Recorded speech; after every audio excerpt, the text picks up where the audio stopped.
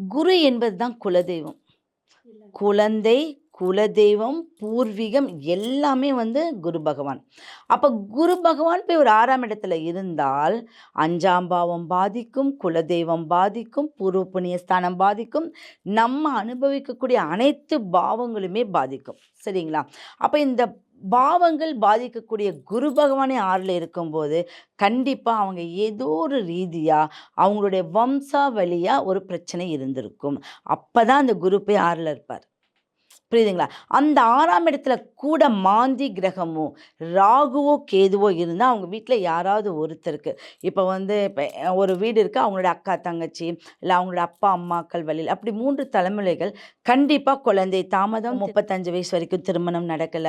எனக்கு குழந்தை 12 வருஷம் வரைக்கும் கிடைக்கல. இப்படி கண்டிப்பா சொல்லுவாங்க. அப்புறம் ஏதாவது ஒரு ரீதியா, சொத்துக்கள் ரீதியா அவங்களுக்கு பிரச்சனைகள் இருந்துகிட்டே இருக்கும். சொத்த அவ்வளோ சீக்கிரம் அனுபவிக்க முடியாது. அதனால தான் அவரே போய் 6ஆம் இடத்துல இருக்காங்க.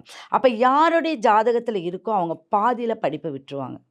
புதன் இருந்தா படிப்ப தொடர்ந்துருவாங்க. அது எந்த பிரச்சனையும் கிடையாது. ஆனா குரு பகவான் இருந்தாங்கன்னா, பாதியில படிப்ப விட்டுருவாங்க. அதே குரு இருந்தாங்கன்னா, பிறந்து 9 வயசு வரைக்கும் அவங்களுக்கு மருத்துவ செலவு. 1 நாள், 3 நாள், 3 மாசம், 3 வருஷம். இந்த நாட்கள்ல அவங்க அடிக்கடி மருத்துவ செலவெல்லாம் இருந்துகிட்டு தான் வெளியில வருவாங்க.